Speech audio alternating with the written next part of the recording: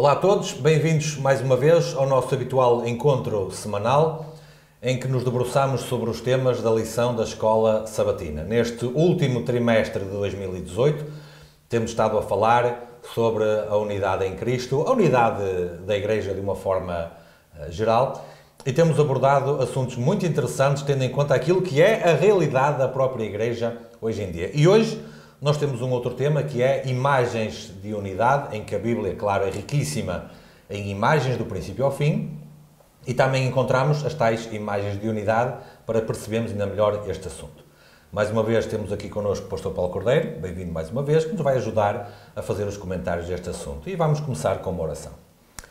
Querido e amado Pai, estás nos céus, mais uma vez, Senhor, nós estamos muito gratos pelo privilégio que a nós nos concedes de podermos ser os porta-vozes da Tua Palavra. Sabemos, Senhor, que é a Tua Palavra e é ela apenas que tem a autoridade máxima, não qualquer um de nós, mas para nós, Senhor, é realmente um privilégio nós podermos estar ao Teu serviço e podermos ser transmissores dessa Tua Palavra.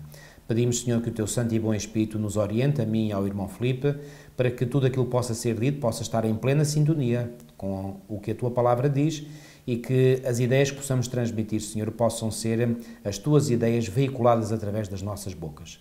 Fica, pois, connosco, Senhor, dirige-nos e orienta-nos pelo Teu bom e santo Espírito. Tudo isto nós pedimos e pela fé te agradecemos em nome de Jesus. Amém.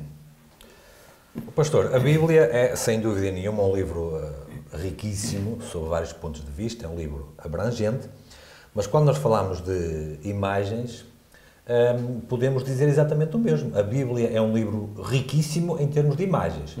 Portanto, desde as parábolas, às profecias, desde histórias literais que têm também um significado tipológico, a visões que devem ser interpretadas, e quase que podemos dizer que do Gênesis até ao Apocalipse, em todas as páginas, isto falando genericamente, não é?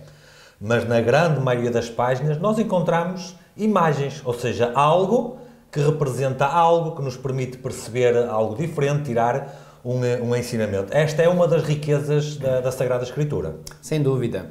E Filipe, há uma frase, não sei se ela é conhecida noutros países lusófonos, que diz que uma imagem vale por 1000 palavras. E isto é obviamente verdade também para as imagens que a Bíblia nos apresenta. E em relação à unidade, portanto, há várias imagens, e essas imagens foram faladas, portanto, são abordadas na lição desta semana, e muito bem. Portanto, uma imagem é o povo, outra imagem é a família, outra imagem é o templo, outra é o corpo e, finalmente, a imagem, que é muito ternurenta, das ovelhas e do seu pastor. Portanto, tudo isto são imagens que nós podemos até visualizar uma imagem real, por exemplo, o pastor e as suas ovelhas, podemos imaginar na nossa mente e que nos ajudam a compreender este grande tema que estamos a abordar este trimestre, que é o tema da unidade. Eu vou começar por falar de uma imagem que para mim é uma imagem que eu aprecio muito, que é a imagem do corpo. Pois bem, o corpo é uma unidade orgânica, mas com vários aparelhos, vários membros, vários sistemas, mas tudo a funcionar para o mesmo, tudo a funcionar em harmonia. Pois bem, esta para mim é uma das imagens poderosíssimas que me ajuda a compreender, e certamente não apenas a mim, mas a muitas mais pessoas, esta imagem da unidade. Portanto, Paulo usa também, numa das suas epístolas, eu gosto muito desta imagem realmente do corpo, que tudo a funcionar, portanto, não há aqui um órgão, por exemplo, a sobrepor-se ao outro, o olho não discute com o ouvido a dizer, olha, sou mais importante do que tu. Não, são funções diferentes e cada função é importante para o todo. Os olhos têm a função de ver, os ouvidos têm a função de ouvir. O que é mais importante? É a audição ou a visão? Bom, os dois são importantes. Então, da mesma forma, nós deveríamos considerar que dentro da Igreja, apesar das pessoas terem dons diferentes, que têm, e isso é um facto bíblico indesmentível, pois bem, não quer dizer que uma pessoa que tenha uma função seja mais importante do que outra. Todas as funções são importantes. E embora diferentes. Embora diferentes. Mas a diferença não quer dizer que umas sejam mais importantes do que as outras. Enriquece o conjunto. Enriquece o conjunto. E, portanto, aquela pessoa que tem... Olha, por exemplo, eu não tenho o dom para a música, mas aprecio imenso quem o tem. Mas, ao apreciar, também não estou com inveja, olha, aquele teu dom para a música, ou para o canto, ou para tocar um instrumento. Bom, eu canto, mas não reconheço que não sou um cantor profissional. Eu também toco viola, mas não sou alguém que é um profissional. Mas aprecio aquelas pessoas que têm esse dom muitíssimo mais desenvolvido do que eu tenho. Há aquele ditado, pastor, que diz que há quem cante, há quem encante e há quem espante. E, portanto, e em todas as funções do corpo, em todas as funções da igreja, há quem canta, há quem espanta e há quem encanta. É verdade. E no melhor de uns e no melhor de outros, o corpo funciona melhor como um conjunto, não é? Olha, eu aproveito para dizer, para aqueles que nos possam estar a ouvir e tenham esse maravilhoso dom, porque é mesmo, é um dom maravilhoso, dado por Deus, obviamente, esse dom do louvor a Deus, através do cântico, através de tocar um instrumento musical, que é fantástico, absolutamente fantástico. E eu aprecio imenso ver, por exemplo, olha, mais uma imagem de unidade, uma orquestra. Quando uma orquestra, composta por vários elementos, composta por vários instrumentos, uns tocam violino, outros tocam piano, outros tocam violoncelo, outros tocam, sei lá, trompete, clarinete, e ouvir aquele conjunto a tocar uma mesma música e ouvir aquela harmonia entre todos os instrumentos ou entre todas as vozes é algo absolutamente arrebatador. E deixem-me dizer para aqueles que têm este dom que um dia no céu, olha, não vai haver mais pastores, a não ser o supremo pastor que é Jesus Cristo, não vai haver mais médicos, não vai haver mais enfermeiros, não vai haver muitas outras profissões, mas músicos vai continuar a haver.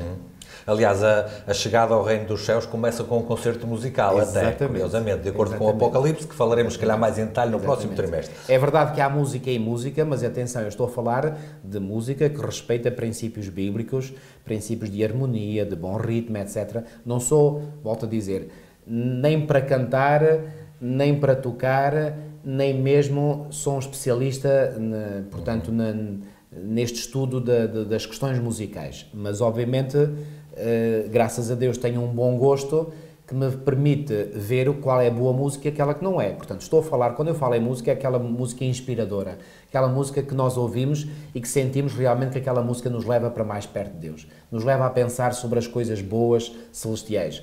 Agora, aquilo que o mundo chama música, bom, há aí coisas que se chamam música que aquilo não é música nenhuma, aquilo é uma aberração autêntica. Estou a falar daqueles estilos musicais como o rock e pior. E pior do que não sei se esta é a palavra melhor, mas e pior. É verdade, que aquilo até nos... Eu pelo menos, quando ouço isso e, por exemplo, às vezes vou na rua, passa um carro, aquilo quase parece uma discoteca ambulante, com o barulho da música que lá vai dentro. Quer dizer, só de ouvir durante aqueles segundos eu até já parece que fico com os cabelos em pé, não é? Tal é a aversão que eu sinto por esse tipo de, entre aspas, música. Não nos esqueçamos que Satanás, antes da sua revolta contra Deus, ele era o chefe da orquestra no céu e, portanto, ele sabe muito bem como usar este dom. Reparem, a música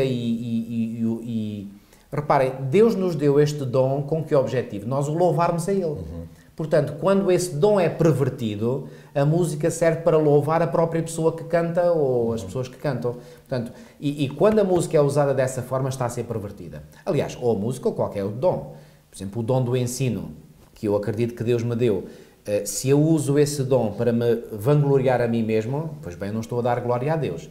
E Paulo é bem claro, quer comais, quer bebais, quer façais outra qualquer coisa, fazei tudo para a glória de Deus. Portanto, todos os dons que nós temos, que recebemos de Deus, devemos colocá-los, devemos desenvolvê-los, devemos pegar neles e investir, conforme nos ensina a parábola dos talentos, mas sempre para dar honra e glória a Deus, não a nós mesmos. Pastor, essa imagem do corpo, e não estamos necessariamente a seguir a ordem que o autor apresenta aqui, mas não... essa imagem do corpo tem aqui um detalhe que me parece que não podemos passar ao lado e temos que mencionar. É evidente que nós podemos perceber que as partes do corpo, elas funcionam para servir outras partes do corpo também. Por exemplo, o tronco, isto agora literalmente, o tronco e a cabeça não conseguem ir a lado nenhum se as pernas não o levarem, por exemplo. Para o estômago se alimentar, houve mãos que prepararam uma refeição. Isto apenas para fazer uma pequena imagem. Mas não podemos esquecer o seguinte... E depois, por sua vez, é o estômago que alimenta as mãos, não é? É exatamente isso mesmo. Portanto, cada uma das partes depois acaba por servir as outras. Mas não podemos esquecer que nesta imagem do corpo humano, conforme nós funcionamos derivados da própria criação, a cabeça é o centro de tudo. A cabeça é o que determina o que é que cada uma das outras partes faz. É o centro de comando de tudo. Completo. Ora, dentro desta imagem, a cabeça do corpo e a cabeça da igreja não é nenhuma pessoa, não é nenhum membro da igreja. Claro. Porque este assunto... E a imagem está perfeita, correta. deixa-me dizer, Filipe, porque repara, Deus é que superintende tudo. Claro. E Ele é que é realmente a cabeça deste corpo espiritual que é a igreja. Ai de nós... ai do corpo que não tem a cabeça, quer dizer, simplesmente não existe, está morto, não é? Portanto, a cabeça não apenas dá vida ao corpo. Repara, tu podes cortar um braço e continuares a viver, podes cortar até uma perna e continuar a viver, podes tirar um órgão, por exemplo, sobretudo nos órgãos duplos, como é o caso dos rins, tiras um rim e podes continuar a viver, tiras a cabeça, não dá. Ao fim de uns segundos estás morto. E a imagem está correta, porque tiramos Cristo da igreja, deixa de haver igreja, desde logo. Evidente, claro. Agora, isto tem outra coisa ainda mais importante que eu gostaria de dizer, pastor, é que muitas vezes nós olhamos para a igreja, em vez de ver o corpo completo, nós vemos um membro esfacelado e julgamos a igreja por esse membro. Deixe-me ser um bocadinho mais rigoroso. O braço tem um defeito, a igreja não presta. A perna tem um defeito, a igreja não presta.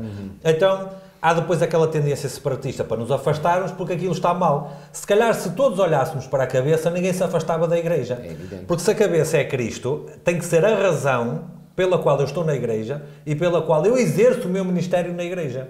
E se eu sou uma perna, isto continua a usar uma imagem, não é? Se eu sou uma perna e o braço está defeituoso, se calhar a cabeça manda-me ajudar o braço a ficar melhor, por exemplo. Portanto, esta imagem que coloca Cristo como a cabeça, deve ser o motivo pelo qual, desde logo e primeiramente, eu pertenço à igreja. Eu pertenço à igreja por causa da cabeça, não por causa dos membros que estão doentes. Agora, se me permites, Filipe, eu vou levar este assunto um pouco mais a fundo. Normalmente nós dizemos, e eu já ouvi muitos membros da igreja dizerem isso, que nós acabamos de dizer, e atenção, com o qual estou plenamente de acordo, que, portanto, Cristo é a cabeça e que Ele é que deve ser, portanto, o centro de todas as coisas. Agora, quando nós dizemos que Cristo é o centro de todas as coisas, o que é correto, atenção, volto a enfatizar, isso é corretíssimo, mas quando nós dizemos que Cristo é o centro de todas as coisas e que é que nos deve unir, o que é que nós, agora, de uma forma mais específica, queremos verdadeiramente dizer? Quer dizer que basta eu dizer, eu louvo a Cristo, eu adoro a Cristo, e automaticamente estamos unidos uns aos outros? Eu creio que a questão é muito mais profunda do que ela à primeira vista pode parecer. Estar em Cristo significa não apenas eu ter a comunhão espiritual com Ele, claro que isso é absolutamente indispensável, mas seguir os seus ensinos, seguir aquilo que Ele me deixou revelado na sua palavra. Porque se eu digo que sou de Cristo, reparem, o próprio Senhor Jesus Cristo, quando Ele, numa passagem que nós encontramos em Mateus no capítulo 7, e nos versículos 21 a 23, Jesus disse que quando chegar o momento do juízo, que ele aqui colocou, digamos, de uma forma, digamos, não enquadrou aqui o juízo, portanto, na sua perspectiva temporal, apenas falou do juízo em si, e ele diz que nem todo o que me diz Senhor, Senhor entrará no reino dos céus, mas aquele que faz a vontade do meu Pai que está nos céus. Muitos naquele dia, que é o dia, podemos dizer, dia justo final de contas, hão de dizer-me, Senhor, Senhor, porventura não temos nós profetizado em Teu nome, e em Teu nome não expelimos demónios, e em Teu nome não fizemos muitos milagres, então lhes direi explicitamente, nunca vos conheci, apartai-vos de mim, os que praticais a iniquidade. Uma das coisas que me salta à vista ao ler estes textos é que Jesus aqui não está a falar para pessoas que não queriam saber de Cristo para nada. Elas davam testemunho, elas professavam ser seguidoras de Cristo, amar a Cristo, etc, etc. E o Senhor vai se dirigir a essas pessoas dizendo que nunca as conheceu. Portanto, ser de Cristo não é apenas eu dizer, eu sou de Cristo, eu amo a Cristo. Bom, é muito bonito nós dizermos isto, mas muito mais bonito do que dizer é nós demonstrarmos, não é? E como é que nós demonstramos? Bom, demonstramos na prática. E o próprio Senhor Jesus Cristo, num outro texto que nós encontramos em João, no capítulo 14 e no versículo 15, ele mostra claramente como é que nós demonstramos o amor. João 14, 15, se me amais, e agora o que ele vai dizer a seguir é consequência desse amor que é genuíno, que é verdadeiro, se me amais, guardarei os meus mandamentos. Portanto, se nós verdadeiramente somos de Cristo, então nós seguimos aquilo que o Senhor nos pede. Agora, quantas e quantas vezes, também já falámos deste assunto aqui em lições anteriores, quantas e quantas vezes eu quero fazer a vontade de Cristo, mas eu sinto que não sou capaz. Não sou capaz, não, para já não tenho a motivação, que é logo o grande problema, porque se eu não tenho a motivação para fazer algo, dificilmente eu irei fazer isso. Mas mesmo que eu tenha a motivação, às vezes não tenho a capacidade para poder fazer isso. Mas quando eu me entrego a Cristo, eu suplico a Ele em oração e digo, Senhor, eu quero fazer a Tua vontade. Eu reconheço que não sou capaz, mas por favor ajuda-me precisamente porque eu não sou capaz. Eu vou-vos dizer, não há nenhum pedido que nós possamos fazer deste género que o Senhor não responda pela positiva. Responde sempre, sempre, sempre pela positiva. O Senhor nunca irá negar um pedido em que alguém lhe pede que quer fazer a sua vontade. Isso é dos pedidos que o Senhor mais se deleita em ouvir da nossa parte. Isso é exatamente o contrário daquela postura, rico sou e nada tenho falta. É, sim senhora, é sim senhora. E mais, quando nós... Ou então, desculpa pastor, ou então, graças te dou porque não sou como aqueles pecadores. Exatamente. Repare, todos nós temos as nossas fraquezas, temos os nossos pontos fracos, não é?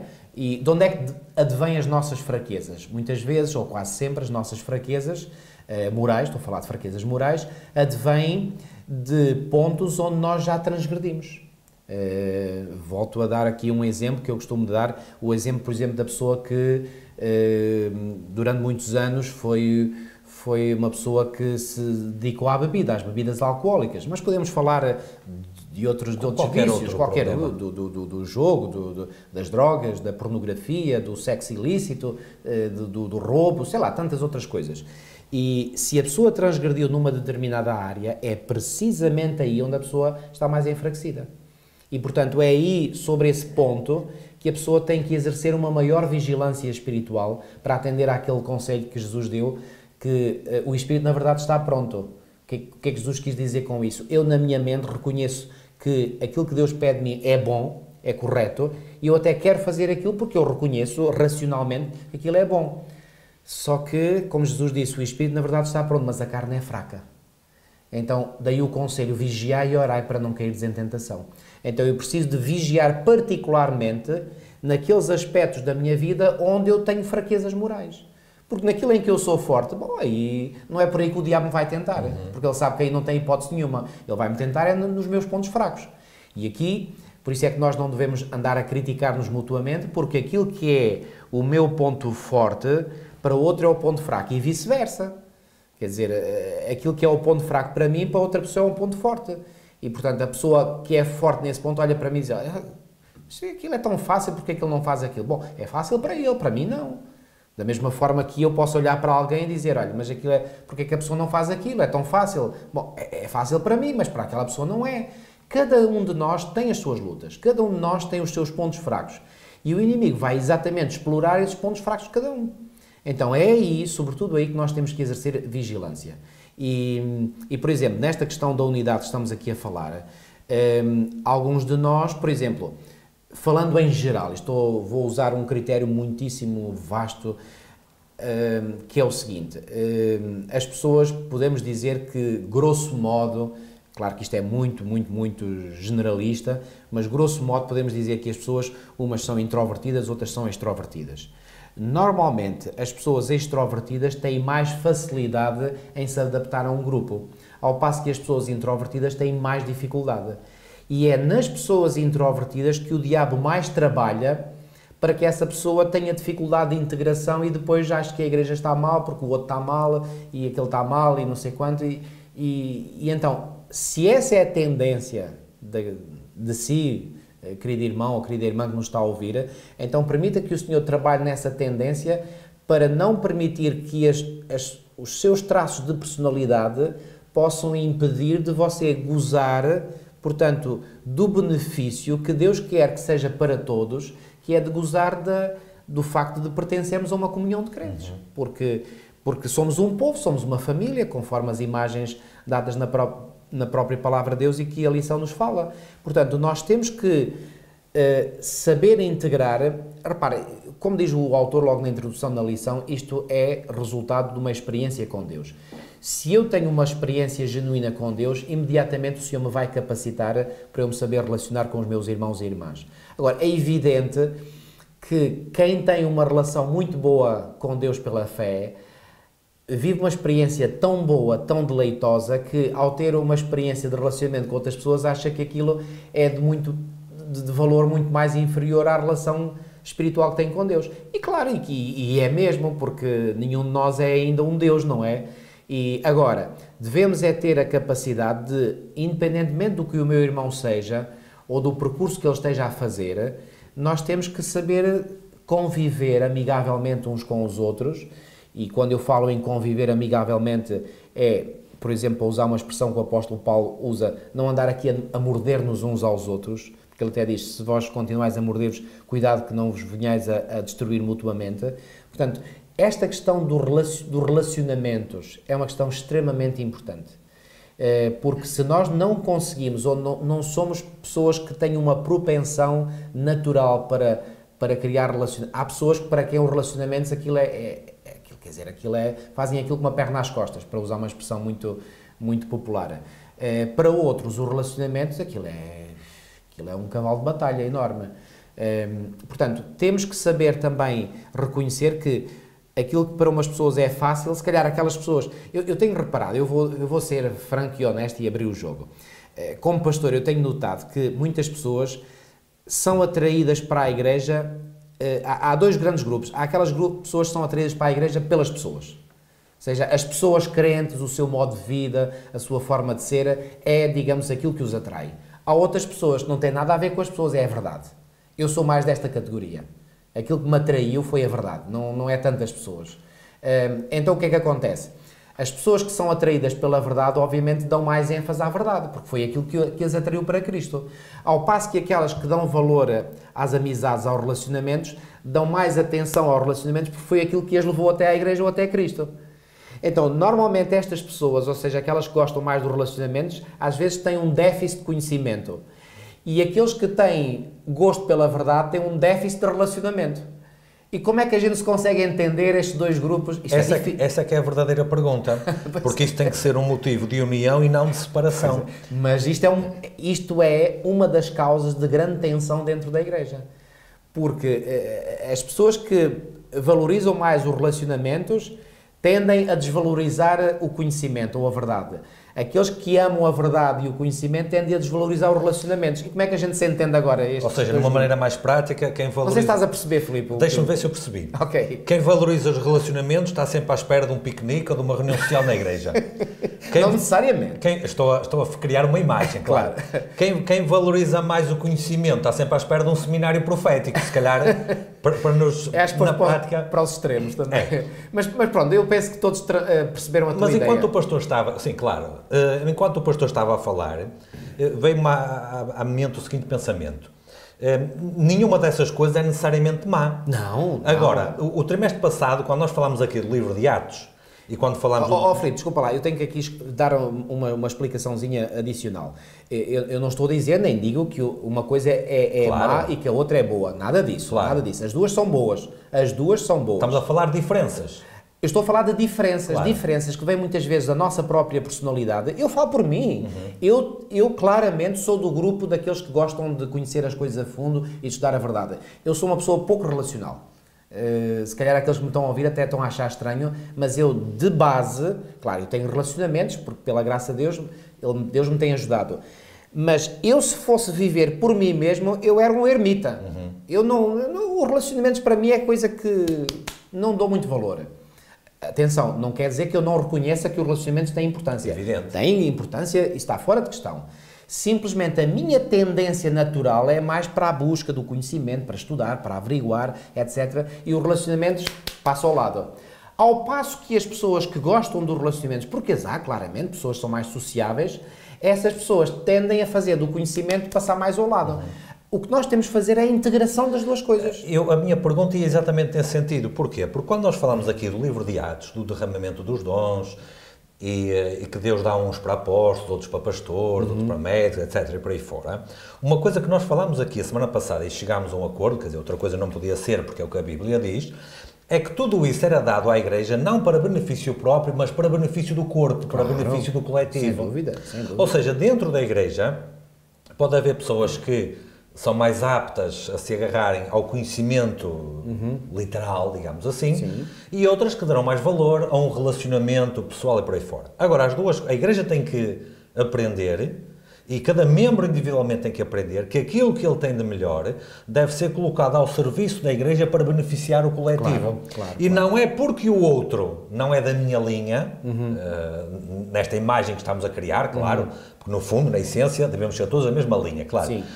Mas aquilo para o qual eu estou mais apto e mais predisposto a fazer, porque o outro não é por isso que ele é menos espiritual do que eu. Claro. Ou seja, aquilo que eu trago à Igreja beneficia o coletivo naquilo que o outro não traz. Exatamente. E aquilo que o outro traz à Igreja beneficia a Igreja naquilo que eu não consigo trazer. Exatamente. Portanto, ou seja, eu acho que aquilo que o pastor acabou por descrever, que são as diferenças, é o que provoca o bem maior para a Igreja. E podemos dar aqui a imagem do casamento. A mulher, psiquicamente, é preparada de uma maneira diferente do homem. Exatamente. Já para não falar fisicamente, claro, não é? Aliás, podemos falar fisicamente. Ainda bem que o homem e a mulher são fisicamente diferentes, senão não conseguiam produzir uma criança, por exemplo. Claro. Ou seja, a diferença, depois no conjunto, é que produz um bem maior que vem a seguir. Exatamente. Portanto, dentro da Igreja, todas essas diferenças podem e devem servir para benefício da Igreja como coletivo. Mas é isso mesmo. Esse é o meu ponto. Agora, eu tenho que fazer uma constante vigilância sobre mim próprio, porque, embora eu reconheça a importância dos relacionamentos, eu naturalmente não tendo para isso.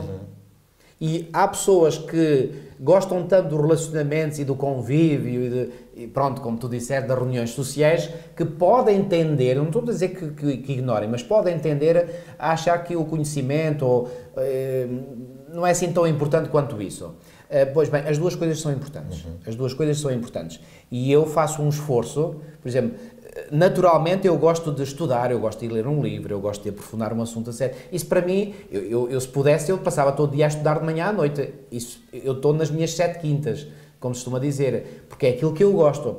Agora, eu tenho que ter consciência que eu tenho que desenvolver a outra parte também. Da mesma forma, eu faço um apelo àqueles que são muito, digamos, mais sociáveis, que também reconheçam que têm que desenvolver também a parte do conhecimento. Tanto mais que até está escrito na Bíblia, o meu povo perece por falta de conhecimento. Ou seja, o conhecimento é absolutamente essencial. Agora, vou indicar mais um aspecto prático. Por exemplo, eu sou pastor.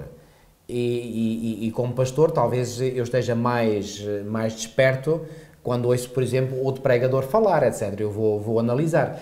Eu, pessoalmente, eu sou muito franco, eu gosto muito de ouvir, às vezes, determinados pastores, outros pastores, e gosto de aprender, aprendemos uns com os outros, que noto claramente, quando ouço aquela pessoa, que eu estou a aprender dela, porque essa pessoa vai estudar a fundo. Agora, quando é um pregador que me vem falar dos relacionamentos e que precisamos... Repara, eu não contesto o que ele diz, eu estou plenamente de acordo, mas essa pessoa, para mim, já passa um bocadinho ao lado, quer dizer, eu disse, pronto. Não é o assunto de primeiro e maior interesse. Não me causa, não cria aqui... Enquanto que há outras pessoas que pode acontecer ao contrário. Exatamente.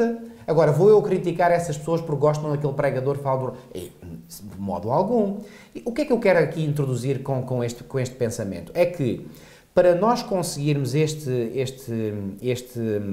bem maior que é a unidade entre todos nós, pela qual o Senhor Jesus orou, não podemos esquecer isso, portanto, se não fosse importante o Senhor não teria orado por isso, é que cada um de nós tem que ter esta capacidade de se analisar a si mesmo e de poder também minimamente analisar os outros e reconhecer que, apesar das diferenças, nós temos que conviver pacificamente uns com os outros, porque muitas vezes as diferenças e às vezes as lutas e os atritos que há dentro da Igreja não é porque um esteja errado e o outro esteja certo. Algumas desses atritos derivam do facto de nós termos propensões diferentes, personalidades diferentes.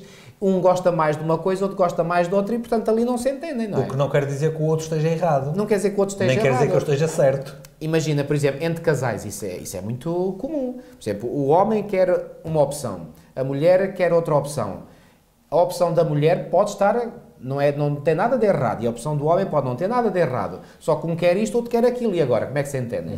Portanto, há necessidade aqui de pronto, de um bom entendimento, de uma discussão, olha, porque não vamos fazer um bocadinho disto e um bocadinho daquilo. Por exemplo, eu gosto muito de passear, a minha mulher nem por isso. Mas se vamos passear, por exemplo... E agora, vai passear ou fica em casa? Exatamente. Mas mais, não vou dizer que a minha mulher não gosta de também sair e passear. Claro que gosta. Mas, por exemplo, a minha mulher é mais do género. Gosta de, por exemplo, ir para um sítio, ficar lá... portanto, algum tempo e depois, naquele sítio, estar a fazer alguma investigação ali por perto. Eu não, eu estava sempre disposto a poder andar para lá. Como é que nós vamos gerir isto? São gostos diferentes. Bom, é ela que está certa, sou eu. Bom, ninguém está certo aqui, isto não é uma questão moral que está aqui em jogo. Portanto, isto para dizer o quê? Que dentro da família mais alargada da Igreja, nós temos que tomar em conta que, por vezes, há necessidade de fazermos concessões. Mas, tendo em conta que nessas concessões que fazemos, nós não estamos a ceder a princípios morais. É mais uma questão do gosto pessoal, quase. É gosto pessoal. Por exemplo, organizamos uma excursão, por exemplo, e agora vamos todos para um sítio. Há pessoas, por exemplo, que... Olha, eu já organizei várias excursões e, por exemplo, chegamos a um determinado sítio, eu digo assim, ok, agora temos aqui 1 hora, ou 2 horas, ou 3 horas, o que estipularmos para passear. Uns, por exemplo, vão ver museus, outros vão ver montras, outros vão ver lojas, outros vão ver... Porquê que uns vão para um lado e outros vão para o outro? Depende dos gostos. Por exemplo, as senhoras gostam muito de ver montras. Eu não perco nem um segundo a ver isso. Quer dizer, não me interessa. Mas vou eu criticar as senhoras que gostam disso? Não vou criticar porque são gostos. E o que é que eu quero dizer? Volto a enfatizar. Muitas vezes dentro da Igreja há tensões, há atritos, porque não há capacidade às vezes de nós vermos que somos diferentes. E portanto não podemos criar aqui um tipo de uniformidade porque há coisas que não estão... estão à parte de princípios morais. Bom, aquilo que é princípio moral, isso nem devemos discutir, porque isso é ponto assente. Agora, reparem, eu hoje de manhã vesti esta camisa, podia ter vestido uma camisa azul, uma camisa, sei lá, mais para o amarelo, para o creme, etc. O que é mais correto vestir? É uma camisa amarela ou uma camisa branca? Bom, isso não há nenhum princípio moral aí em jogo, não é? Bom, o princípio moral é que eu devo vestir, não devo parecer aqui nu. Isso é um princípio moral, não é? Agora, aquilo que é moral, aquilo que digamos, que releva de princípios, isso nem devemos discutir. Infelizmente, hoje discute-se princípios que nem se deveria pôr em causa. Eu não estou a falar disso, atenção, que fique bem claro. Agora, uma vez que estamos a falar da unidade, nós temos que saber conviver uns com os outros, apesar de haver diferenças de gostos, diferenças de personalidade.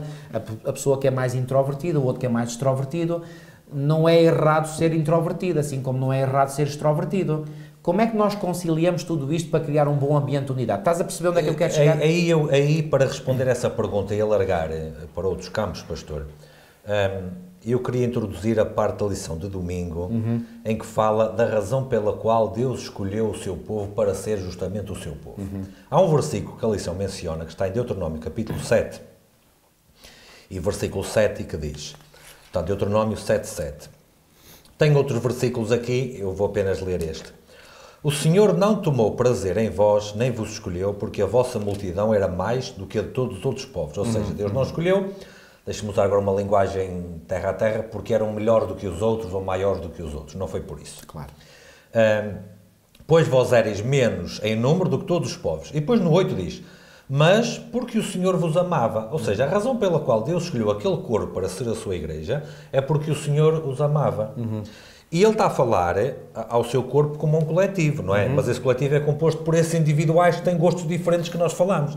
Se nós vamos a transportar este princípio divino de ter escolhido o povo, não por outra razão, a não ser porque o amava, então nós encontramos facilmente o amor em contraposição ao egoísmo, que é ao eu, certo? Aos interesses do próprio eu. Se eu dentro da igreja faço prevalecer a minha opinião, o meu eu, o meu egoísmo, então aí o outro está sempre mal e eu vou estar sempre bem. Exato. Mas se eu olho para a igreja, conforme Deus olha para a igreja, que é com um amor redentivo, sei lá o que for, eu vou mais facilmente conceder naquilo que não é princípio e dar o privilégio e dar a preferência ao outro. É isso mesmo. É isso mesmo. Portanto, Creio que em poucas palavras resumiste aquilo que eu disse em muitas palavras. E outra coisa, nunca nos podemos esquecer, e todos aqueles que têm uma comunhão sincera com o Senhor já viveram essa experiência de saber que Deus nos ama, que Deus quer o nosso melhor. Agora, nunca podemos esquecer que Deus não me ama só a mim. Claro. Deus ama os outros todos. Até ama aqueles que ainda estão lá fora.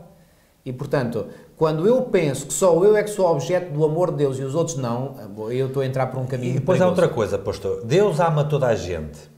Deus ama toda a gente, até os seus piores inimigos. Claro. Porque essa é a essência do seu ser. É, exato. Mas Ele não vai salvar toda a gente que ama, porque isso depende de uma decisão pessoal de quem é amado. Exatamente. Ora, dentro da igreja acontece a mesma coisa. Claro. Dentro da igreja pode haver o melhor relacionamento possível, mas se este princípio não é aplicado, então eu vou-me querer sempre sobrepor ao outro, nunca vai haver unidade, certeza absoluta. Exatamente. E sobrepor-se ao outro não é apenas e só, neste contexto em que nós estamos aqui atual, não é apenas e só numa questão de preferência pessoal, mas é uma questão também de respeito pelo coletivo. Claro. Ou seja, eu pertenço a uma igreja que a igreja não é minha, a igreja pertence à cabeça da igreja. Não hora nem mais. Mas a igreja é executada, é praticada pelos membros da igreja. Exatamente. E os membros da igreja não sou eu sou uma pequenina parcela da igreja. Uma célula. Uma célula. Todo Se eu sair da igreja hoje, ela continua e vai cumprir com os seus objetivos. Ou seja, o que é mais importante, eu ou a igreja? A igreja como coletivo. Portanto, a partir de um momento em que a igreja tem uma posição, tem uma postura, e a minha postura é diferente, só tenho duas coisas a fazer. Ou conceder, admitir e respeitar, ou então afastar-me porque não estou de acordo. Não posso fazer duas coisas. Ora, afastar-me eu não quero. Isso de maneira nenhuma me quero afastar. Então eu tenho que perceber aquilo que é importante aqui é a igreja, é o corpo, é o coletivo. E tem que haver uma capacidade de adaptação ao coletivo. Volto a dizer, sem pôr em causa princípios. Claro. Porque quando os princípios são postos em causa, aí a conversa já é diferente. Conversa já é diferente. Estamos a falar, portanto, de que todos aceitamos os mesmos valores morais, os 10 mandamentos da lei de Deus, os mesmos princípios. Portanto, é nessa base. Agora, mesmo estando nessa base, pode haver diferenças. E é nessas diferenças individuais, de gostos, de inclinações, de estilos de personalidade, que nós temos que fazer cedências, inevitavelmente. E há pessoas que às vezes não querem fazer cedências pensando que o seu gosto pessoal é a inspiração do Espírito Santo. Bom, isto é perigoso. A propósito das cedências, pastor, há uma coisa que sempre me impressionou desde a primeira vez que eu ouvi esta ideia, porque às vezes nós estamos a ler a Escritura e estamos a estudar um determinado assunto e há outros que nos escapam porque não estão diretamente ligados àquele assunto. E eu, alguma vez, me espantou que foi alguém que me disse, olha, acerca de problemas que existem na igreja, falta de entendimento, diferentes opiniões, não te esqueças do seguinte, quando Jesus foi lavar os pés aos discípulos, também lavou a Judas. É verdade. E isto é daquelas coisas que, dito esta frase, basta nós pensarmos um bocadinho, o que é que isso quer dizer? Quer dizer que Jesus sabia o que é que ia acontecer, tanto mais que ele logo a seguir disse, aquele que molha o pão comigo é esse, não é? Mas ele lavou os pés a Judas. Exatamente. Mesmo que Judas naquela hora lhe tivesse dado um pontapé ou tivesse traído na hora, ele lavaria os pés a Judas da mesma maneira. E aqui, na parte de terça-feira, tem uma expressão muito interessante que está aqui em 1 Coríntios 3,16, que explica um bocadinho o texto original grego, em que diz que, ao referir-se à igreja, Paulo não tem em mente um templo físico ou um lugar de residência para Deus. O grego do Novo Testamento, tal como o português, faz uma distinção entre tu e vós. E aqui, quando está a falar da igreja como templo, está a falar de vós. Ora, vós é plural, vós é coletivo. Claro. E há esta tendência, pastor, de vermos ou não gostamos ou não estamos de acordo com o que está na igreja, o que é um perigo para a unidade, que é esse o tempo que estamos a falar, e o que é que o individual faz? Afasta-se. Ora, estas promessas acerca do templo do Espírito Santo é para o vós, não é para o tu. Exatamente. Ou seja, é para o coletivo, não é para o individual. E depois inventamos aquelas desculpas. Mas o templo do Espírito Santo é cada um, e eu posso ter a igreja em casa, não preciso estar lá no coletivo. Isso é errado. Não está correto, de acordo com o que está aqui. Ou seja, eu sou o templo do Espírito Santo quando eu faço parte de uma igreja, quando eu faço parte de um coletivo. Exatamente. Se eu me afasto, eu estou a auto-excluir-me de pertencer ao povo de Deus e de ser o tal templo do Espírito Santo. Exatamente. Ou seja, o que é melhor, isto agora recuperando o raciocínio que o pastor estava a ter, o que é melhor? fazer um esforço e sacrificar-se e lavar os pés a quem não gosta de nós, a quem nos quer trair, a quem nos deseja mal, é melhor isso? Ou é melhor afastar-se desse corpo e autodenunciar-se como alguém que não quer pertencer ao povo de Deus? E mais, Filipe, tomando essa atitude, que deve ser a atitude correta, que é de nós não nos afastarmos, mas sim até aproximar, muitas vezes até vamos ver que algumas noções que nós possamos ter de alguém até eram exageradas. Quantos casos já não conheci de pessoas que, desculpa eu usar esta expressão muito popular, pintavam a manta, ou seja, pintavam o quadro todo de negro em relação a uma certa pessoa, porque achavam que aquela pessoa era isto, era aquilo, era a pessoa pior da igreja e mais isto, não sei quanto, e eu encorajei a pessoa, olha, vá ter com essa pessoa, fale com ela, abra-lhe o seu coração, diga... E essas pessoas tiveram a coragem, nem todas, mas a maior parte, graças a Deus, e louvo a Deus por isso, tiveram a coragem. Resultado, a conversa correu tão bem, criou-se ali um clima tão bom de entendimento, de perdão, de reconciliação, que essas pessoas acabam por reconhecer que aquela imagem que andaram a pintar tão negativa daquela pessoa, afinal se desmoronou num instante. Ou seja, um risco e um potencial de desunião transformou-se numa grande união dentro da igreja. Exatamente. Portanto, nunca é bom, e eu faço aqui um apelo a todos aqueles que nos estão a ouvir, nunca pense que ter aquela atitude de colocar-se de parte do corpo, afastar-se, seja uma atitude coerente. Não faça isso. Por muito que você sinta a tentação na sua mente de fazer isso, não siga por esse caminho, porque esse é um caminho, pode ter certeza, que é o diabo que o está a induzir a fazer isso. Não se afaste.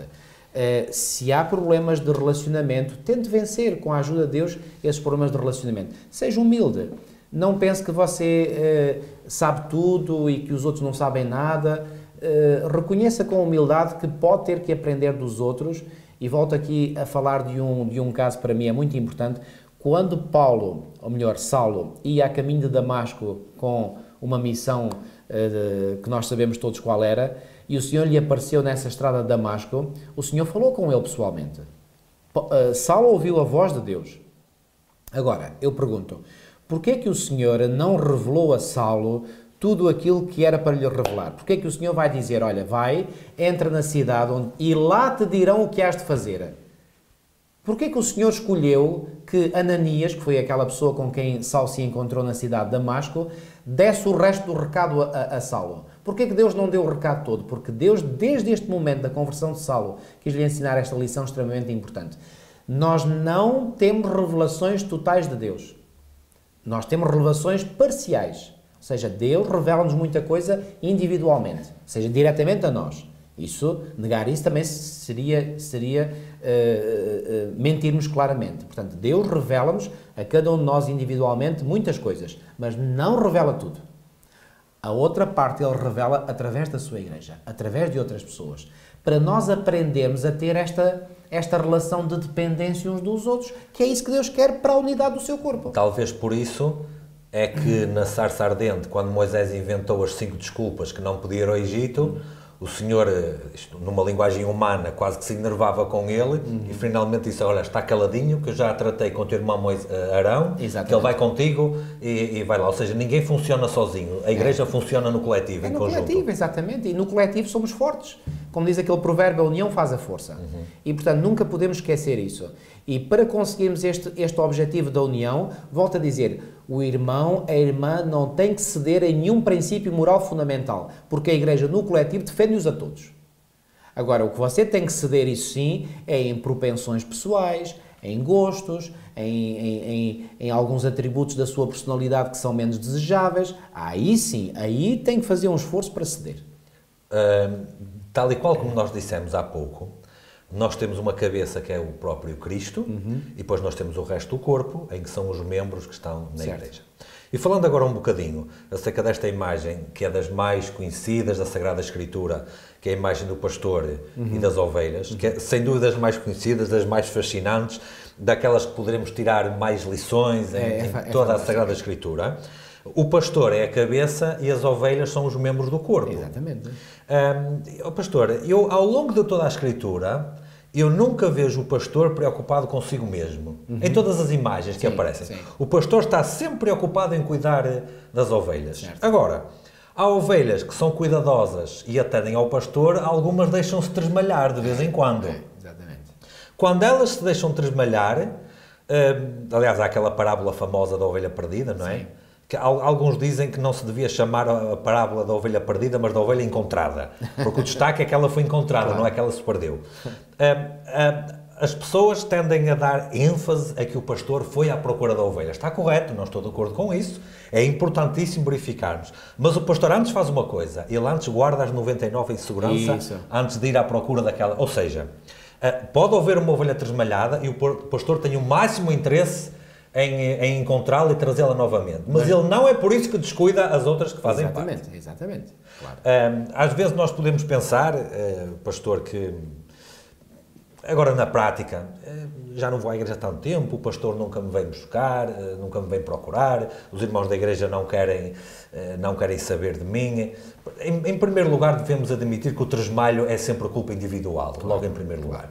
E estou a falar isto, pastor, com a autoridade, entre aspas, de quem durante 6 anos se afastou da igreja e não foi à igreja, e também não foram muitos irmãos a procurar. Graças a Deus houve. Não foram muitos, mas graças a Deus houve. Mas não tenho que me queixar acerca disso. Tenho que me queixar é que por minha culpa afastei-me do rebanho. Isso é tenho que me queixar. Ponto final. E temos que admitir que a culpa é nossa. Ponto final. É como Davi diz diante de Natan: pequei diante do Senhor. Exatamente. Portanto, afastei-me da igreja, não devia ter-me afastado da igreja. Ponto final. O que vier a seguir é questão colateral e que podemos tratar acerca disso. Mas infelizmente aqui eu tenho que dizer isto, muitas pessoas não querem reconhecer que a culpa é delas. E isto denota já um problema espiritual grave, que é a pessoa não ter a humildade para reconhecer as suas falhas. Qualquer afastamento de alguém da igreja é sempre culpa dessa pessoa. Agora, é evidente, isso eu já estou tão habituado a esse tipo de discurso, quando vou visitar membros afastados, a pessoa nunca diz: olha, pastor, eu afastei-me da igreja por minha culpa. Não, é sempre culpa de ou A, B, C, da igreja. Sim, mas isso também já aconteceu no Jardim do Éden. Adão pôs as culpas em Deus, no próprio Deus, e em Eva. Eva pôs as culpas na serpente, quer dizer, já vem de trás. E o trabalho pastoral que eu procuro fazer pela graça de Deus é sempre levar a pessoa a reconhecer não os erros da igreja, que até os pode haver, isso está fora de questão, mas os erros dessa pessoa. Mas o pastor está a dizer que eu tenho errado e os outros... Não, eu não estou a dizer que os outros não têm problemas. Claro que têm, eu sei muito bem que têm. Mas eu não quero que você se preocupe com os erros dos outros, eu quero que se preocupe com os seus. Mas eu fico um bocadinho perplexo com esse argumento pelo seguinte, pastor. Vamos supor que eu me afasto da igreja porque há irmãos problemáticos e que me provocaram um mal muito grande. Então quer dizer, a igreja é um benefício e os irmãos procederam mal. E a minha resposta é prejudicar-me a mim próprio afastando-me da igreja. Mas é que... Isso é de uma perplexidade que é uma coisa incrível. Mas é que quem se afasta da igreja faz mal a ela própria. Claro. É ela própria que está a fazer mal. Eu normalmente gosto de apresentar um texto, que é um texto que está em Lamentações de Jeremias, no capítulo 3, e no versículo 39, que diz assim, Lamentações de Jeremias 3:39, porque pois se queixa o homem vivente, ponto de interrogação. Isto é uma pergunta meramente retórica, para depois dar ênfase na resposta. E a resposta vem: queixe cada um dos seus próprios pecados. Pois, claro. Aqui não diz para eu me queixar dos pecados dos outros, não me diz para eu queixar do pecado, dos pecados dos dirigentes, dos líderes, que podem ter. Claro. E tem que ser tratados, pode não há ter, não estou a dizer que não tenho. Eu também sou líder da igreja e, portanto, também reconheço as minhas falhas e portanto, se alguém me vier falar, dizer: olha, pastor, você errou aqui, se realmente errei, devo ter a humildade de reconhecer que errei e pedir perdão, tentando compensar a minha falha. Mas aqui a ênfase deste texto é: porque pois se queixa o homem vivente, queixe cada um dos seus próprios pecados. E quando nós nos preocupamos com os nossos próprios pecados, nós temos tanto de nos preocupar que a gente esquece dos pecados dos outros. E ao mesmo tempo já está a beneficiar a igreja e o coletivo. Pois está. Jesus também, repare, por outras palavras, ele explicou este texto em Mateus 7, nós lemos: porque tu olhas para o argueiro que está no olho do teu irmão, não olhas para a trave que está no teu? Repare, o que é um argueiro, o que é uma trave? Um argueiro é uma coisinha minúscula, uma trave é uma coisa maior, enorme, muito grande. Portanto, é claro que o Senhor está aqui a usar imagens, não é? Uma trave verdadeira não cabe no olho de ninguém. Mas, portanto, através destas imagens, o Senhor está a dizer: o teu problema é bem mais grave do que os problemas que tu estás a ver nos outros. Mas isto custa tanto a aceitar e a admitir. Volto a dizer, pode haver problemas, há problemas na igreja? Com certeza. Mas cultivar um espírito de só olhar para os erros dos outros porque quando nós tendemos a olhar para os erros dos outros, a gente tende a minorar os nossos. Mas isso é uma lei da psicologia que ninguém consegue fugir. Então, a Bíblia diz, não, esquece os outros e olha para ti. Tens queixas a fazer, então queixa-te dos teus pecados. Eu muitas vezes me recordo daquele episódio em que Pedro veio ter com Jesus, olha, o que é que vai acontecer àquele? Apontou para João. E o Senhor respondeu logo, olha, se aquele tiver que viver até que eu venha, te importa, tu vem e segue-me. Por outras palavras, aqui o recado de Jesus a Pedro foi claríssimo. Preocupa-te contigo. Preocupa-te contigo e deixa lá o João em paz. Exato. E é isso que deve caracterizar a vida de cada membro da igreja. Não se preocupe com os outros, deixe lá os outros em paz, preocupe-se consigo. Pastor, alguém que estará a assistir está a perguntar agora, mas a Bíblia não me manda ser guardador do meu irmão? Manda, mas ao sermos guardador do nosso irmão, devemos ter sempre este espírito que Paulo, por exemplo, nos falou em Gálatas 6, em que ele diz, e aliás o próprio Jesus também, Mateus 18, foi bem claro, ao dizer, eu vou ler o texto de Gálatas 6. Gálatas 6 é muito clara ao dizer isto. Irmãos, se alguém for surpreendido em alguma falta, vós que sois espirituais, corrigi-o com espírito de brandura. Não diz aqui que eu não devo ir falar com o meu irmão, porque tenho essa responsabilidade de ser o guardador do meu irmão. Apenas me diz como é que eu devo fazer. E diz, se alguém for surpreendido em alguma falta, vós que sois espirituais, corrigi-o com espírito de brandura. Ou seja, eu não devo ir ralhar com o cetro na mão para lhe dar uma série de cacetadas pela cabeça abaixo. Não, eu devo ir com espírito de misericórdia. Assim como eu estou reconhecido a Deus pela grande graça que Ele deu para comigo, de ter perdoado os meus pecados, e não foram poucos, então eu devo ter a mesma misericórdia para com os outros, porque Deus os ama da mesma forma que ama a mim. Deus não faz exceção de pessoas. Eu não sou, eu sou o eleito, Deus me ama muito. Pois, é verdade, eu sei. Mas essa certeza que eu devo ter de que Deus me ama não me dá nenhuma legitimidade para eu pensar que tenho uma posição privilegiada em relação aos outros. Não tenho. Dentro desta imagem, somos todos ovelhas necessitadas do pastor. Exatamente. Ou seja, não há aqui ovelhas maiores e mais santas. É, exatamente. E aqui Paulo continua a dizer, e guarda-te para que não sejas também tentado. Levai as cargas uns dos outros e assim cumprireis a lei de Cristo. Porque se alguém julga ser alguma coisa não sendo nada, assim mesmo se engana. Então qual é o espírito com que nós devemos ser guardadores do meu irmão? É um espírito de misericórdia, de perdão, de reconhecer, olha, se Deus foi misericordioso para comigo, então certamente Ele também quer ser misericordioso para com aquele que errou. Pastor, talvez fazendo aquela... E faz toda a diferença. Talvez fazendo aquela oração de Moisés onde ele dizia, olha... isto parafraseando, leva-me a mim, castiga-me a mim, mas salva o povo. Exatamente. E as pessoas sentem, quando nós aproximamos das pessoas para corrigir, as pessoas sentem logo se nós vamos com um tom de acusação ou se vamos com um tom redentor. Sentem logo. E se nós vamos com o sentido de querer ajudar a pessoa sente. E a pessoa aí cede, mesmo que o coração possa estar endurecido, o coração é enternecido e a pessoa cede. Este é o espírito com que nós devemos lidar uns com os outros, relacionarmos uns com os outros, e neste espírito, a unidade é muito mais fácil de conseguir. Pastor, uma outra imagem que eu ouvi relacionada à maneira como o pastor trata as ovelhas, é que o pastor tinha 2 paus na mão, a vara e o cajado. A vara era para bater quando a ovelha portava-se mal e estava em risco de se tresmalhar ou não obedecia à voz do pastor. A vara era o objeto de advertência e de repreensão. Mas o cajado era o objeto de resgate. O cajado era curvado na ponta para puxar e para erguer e para levantar a ovelha. E o pastor usa os dois. Não usa só um. Exato. Usa o cajado, que é o amor, usa a vara, que é a justiça. Portanto, e as duas coisas funcionam para bem do rebanho. E outra coisa, essa vara o pastor usa para bater na ovelha, sim, mas bate como? Não bate deslocado, quer dizer, começa ali a pancada que quase pode matar a ovelha. Bate para curar, não para magoar. Exatamente. Agora, às vezes magoa pelo caminho, às vezes tem que ser, às vezes... Mas a ovelha sente perfeitamente, basta ali, às vezes, um toquezinho até ligeiro, ela percebe logo que deve arredar pé. Agora, nunca podemos usar uma disciplina punitiva, porque, reparem, nesse caso, então, o pastor, se usasse a vara para estar a bater ali desalmadamente na ovelha, quase matava a ovelha. Quer dizer, isso, o que é que eu quero transmitir com esta imagem? O que quero transmitir é que qualquer ação de repreensão, de disciplina que nós possamos ter que fazer a alguém, e por vezes é mesmo necessário, deve ser feita sempre no espírito de amor.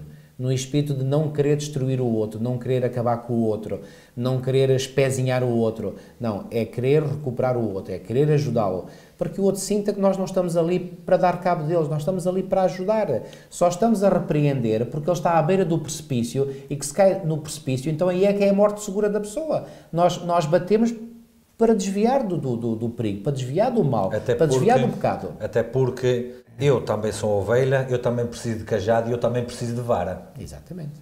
Se o pastor é Cristo e o pastor conduz as ovelhas, a Bíblia diz que as ovelhas conhecem a voz do pastor. Eu acho engraçado esta imagem, porque a Bíblia diz que, tanto João 10, não é? Que as ovelhas conhecem a voz do pastor, mas não perde tempo a dizer que as ovelhas conhecem a voz umas das outras. É verdade. O que é que isto quer dizer? Eu estou na igreja devido à voz da cabeça da igreja, não é devido à voz das outras ovelhas da igreja. As outras ovelhas são todas trasmalhadas como eu, precisam de cajado, precisam de vara, precisam de tudo. Nesta imagem toda, quem não precisa nem de vara nem de cajado é o pastor, ele é que usa, exatamente. Assim é que é. E portanto, outro detalhe importante, pastor, quando na Bíblia, se o pastor é Cristo, não há nenhuma razão de queixa para com o pastor. Exatamente. Não pode haver. Não pode. Aliás, o pastor é que tem razão de queixa para com as ovelhas. Eu costumo dizer isso. Eu, na minha vida pessoal, na minha experiência, não tenho nenhuma razão de queixa contra Deus, mas sei que Ele tem muitas razões de queixa contra mim. Isso eu sei. É óbvio. É por isso que eu preciso da vara e do cajado. Agora, há uma coisa muito interessante, pastor. Quando nós vemos a igreja, a nossa função na igreja, o nosso ministério na igreja, a prática que Deus quer que exerçamos na igreja, eu percebo o seguinte, é uma imagem que eu até já usei anteriormente. Não percebo muito de pecuária nem disto tudo, mas eu sei que não é pastor que produz ovelha. Ovelha é que produz ovelha. Exatamente. Ovelha é que gera mais ovelha. E é por isso que Deus, diz a irmã White claramente, podia ter enviado os anjos para fazer a obra do ministério, mas não enviou. Então a quem é que ele entregou a obra do ministério? Às ovelhas. Exatamente. As ovelhas é que devem produzir as ovelhas. Agora a minha pergunta é, no âmbito desta lição. E as ovelhas elas têm um comportamento gregário, ou seja, quando uma ovelha vê outras ovelhas, tende a juntar-se a elas. A fazer igual. A fazer igual. Portanto, aqui esta imagem das ovelhas, aliás, a ovelha é um animal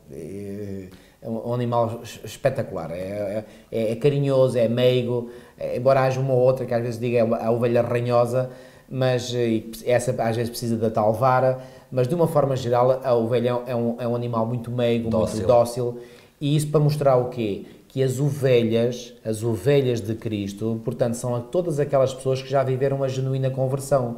E, portanto, se essa conversão foi de facto vivida, então a docilidade, a meiguice, isso vai se manifestar no caráter dessas pessoas convertidas ao Senhor. E, portanto, nesta docilidade é mais fácil nós então sermos moldados pelo pastor. Portanto, e repare, não devemos às vezes querer defender exacerbadamente a nossa posição, a nossa ideia, porque aquilo que tem que ser defendido é as ideias do pastor, é a vontade do pastor, não é a vontade das ovelhas. Porque eu ia confirmar da seguinte maneira, pastor, é verdade que as ovelhas têm esta tendência a estarem juntas, mas eu pertenço ao rebanho não porque eu vou atrás dos outros, mas porque conheço a voz do pastor. Exatamente, eu sigo o pastor. E há outra imagem também interessante, pastor, é quando o lobo vai para tentar apanhar uma ovelha, e ele olha bem e ele faz duas coisas, identifica a mais fraca, a mais frágil e tenta isolá-la do rebanho. Exato. Quanto mais consegue isolá-la do rebanho, mais facilidade ele tem para apanhá-la, mais trabalho dá ao pastor também. Ou seja, há tantas imagens aqui à volta que nós podemos perceber que realmente o pastor tem um cuidado enorme para com as ovelhas. Mas as ovelhas também se podem preocupar consigo próprias para não se deixarem enganar pelos lobos, para se manterem junto do rebanho. E depois há outra coisa, pastor. O pastor de manhã, pastor cordeiro e agora pastor deste rebanho que estamos aqui a falar, não é? O pastor de manhã conduz as ovelhas ao pasto. E à noite vai buscá-las e trá-las para para o rebanho estar protegido. Durante o dia, as ovelhas comem sozinhas. O pastor não precisa estar a arrancar a erva e a colocar na boca das ovelhas. Ou seja, as ovelhas são guiadas pelo pastor, conhecem a voz do pastor, aprendem pelo pastor, mas desenvolvem o seu alimento espiritual, agora aplicando a imagem, sozinhas. Isto é uma boa imagem, Filipe. Eu não iria falar disto, mas já que falaste, eu vou levar essa imagem um bocadinho mais a fundo. Muitas vezes há pessoas que se queixam que o pastor às vezes não faz isto, não faz aquilo. Eu quase que sou tentado a dizer que há ovelhas que gostariam que o pastor lhes fosse dar a ervinha a ervinha à boca. Pois bem, isso não pode acontecer assim. O que o pastor tem que fazer é providenciar para o rebanho, ou seja, levar o rebanho para verdes pastos. E quais são esses verdes pastos? É a palavra. Ou seja, o pastor deve apresentar pastagens ricas diante das ovelhas, ou seja, apresentar a palavra de Deus. E deixá-las comer livremente. E deixá-las comer livremente. Agora, imagine o trabalho que o pastor teria que ter se tivesse que dar a ervinha à boca de cada uma das ovelhas do rebanho. No reino dos céus, o pastor conduzirá os salvos à árvore da vida, mas não vai estar ele a arrancar as folhas para cada um comer. Exatamente. Tomando essa imagem, por exemplo, que acabaste de referir, eu faria aqui um apelo para aquelas pessoas que talvez possam ter a tendência de gostar de ser servidas, porque, no fundo, cada um de nós gosta, às vezes, de uma certa atenção, de um certo carinho. Sei lá, aquelas pessoas que, às vezes, até gostam que lhes levem o pequeno almoço à cama. Estou a usar uma imagem que pode ser usada por alguns casais. Mas, reparem, o que é que eu quero aqui enfatizar? Não permita que o facto de você não ser servida nos seus gostos pessoais o possa afetar na sua vida espiritual. Repara, esta imagem que acabamos aqui de usar de o pastor que não leva a erva à boca de cada uma das ovelhas. Ele faz algo, ele providencia para que as ovelhas sejam levadas a um campo verdejante e possam ser alimentadas de verdes pastos. Mas ele não vai alimentar uma a uma as ovelhas. Então, irmão e irmã, se você sente que o seu pastor não faz aquilo que você gostaria que fizesse, não fique desmoralizado por isso. A responsabilidade que nós, pastores, temos é de apresentar os verdes pastos que estão na palavra de Deus ao povo em geral, ao rebanho. Agora, cabe a cada um de nós individualmente fazer as suas próprias buscas e alimentar-se por si mesmo. E penso que com isto nós... É um bom resumo para falar de algo que pode promover a unidade dentro Exatamente, porque muitas vezes esta unidade ela é posta em causa porque às vezes a pessoa não é satisfeita nos seus gostos pessoais. Pois bem, esses gostos pessoais têm que ser algo que nós temos que pôr de parte. Ou seja, se não estamos aqui a tornar-nos demasiadamente egoístas, porque queremos que os nossos gostos tenham preponderância sobre coisas que essas sim são princípios. Ou seja, os princípios é que têm que estar na base ou no topo das prioridades. Não os nossos gostos. Portanto, se a pessoa é essa pessoa que gosta desses miminhos, digamos assim, pois bem, reconheça que isso muitas vezes não é possível. Ou seja, o pastor da Bíblia não me dá o que eu quero, dá-me aquilo que eu preciso. Exatamente. Essa é uma boa imagem. E vamos terminar com uma oração. Ok, sim senhor. Senhor nosso Deus, nós te agradecemos por aquilo que nós partilhamos, te agradecemos por aqueles que estiveram a ouvir também, que para todos possa ser enriquecedor este estudo a partir da Sagrada Escritura. Amém, Senhor. Que cada um de nós se convença da sua parte individual que tem que praticar para promover e para ajudar à unidade da Igreja, para ajudar ao benefício do coletivo. Amém, e que nunca nos esqueçamos que o pastor é a pessoa de Jesus, não são as ovelhas que são os pastores. Isto nós te pedimos e te agradecemos em nome de Jesus. Amém. Amém. Nós voltamos na próxima semana para mais um estudo. Até mais.